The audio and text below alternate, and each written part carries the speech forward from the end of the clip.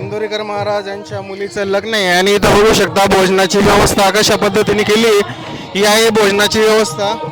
या साईडला पूर्ण भोजनाची व्यवस्था आहे लेडीजची.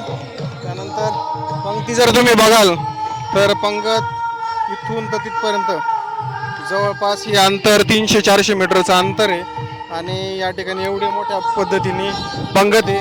हे आहे इंदोरीकर महाराज देशमुख यांच्या मुलीचं लग्न. भव्य असं या ठिकाणी अन्नदान हे इंदोरीकर महाराज देशमुख यांच्या मुलीच्या लग्नाच्या निमित्ताने केलेलं आहे.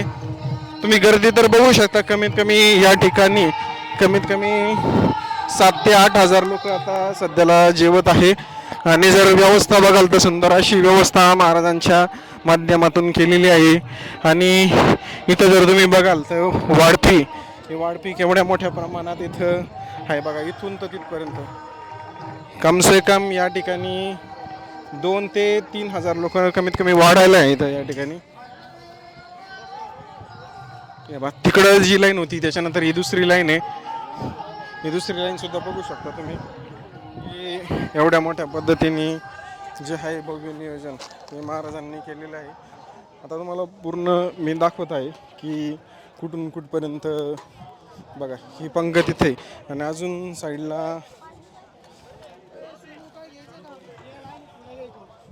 या ठिकाणी बरेच लोक आहेत.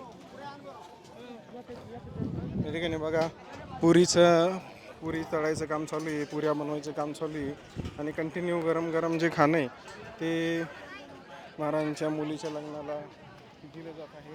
असं नाही की तिथं बनवून आणलेले आणि देत आहे. ही आहे इथली भोजनाची व्यवस्था. या ठिकाणी कमीत कमी 7 ते 8 हजार लोक जेवत आहेत. समोरच्या साईडला हे केटरिंगचे लोक आहे आणि सर्वांचं जेवण सुंदर पद्धतीने चालू आहे.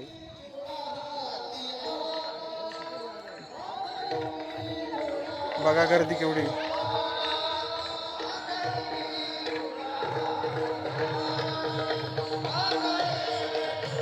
अशा पद्धतीने सुंदर असं नियोजन महाराजांच्या माध्यमातून केलं गेलं आहे आणि सर्व लोक जेवणाचा आनंद घेत आहे. या ठिकाणी कोणालाच रोकटोक नाही आहे. सर्वांना हे दालन खुलं आहे जेवणाचं आणि जेवण झाल्यानंतर लगेच समोरच्या साईडला तुम्हाला पूर्ण असा मंडपाची सोय करून दिलेली. आता लग्नाची सुरुवात होणारच आहे. आता देवेंद्रजी फडणवीस साहेब आता येऊन गेलेले लग्नाला आणि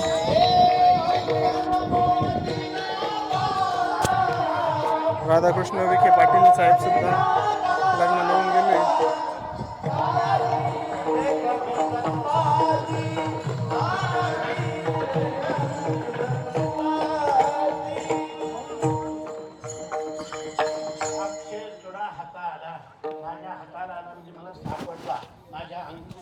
समोरच्या साईडला गर्दी बघा. आता कीर्तन चालू आहे. दिसतं नाही कीर्तन चालू आहे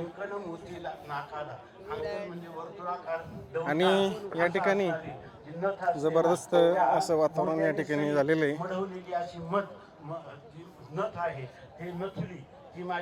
बघा पुढं गर्दीच गर्दी दिसते.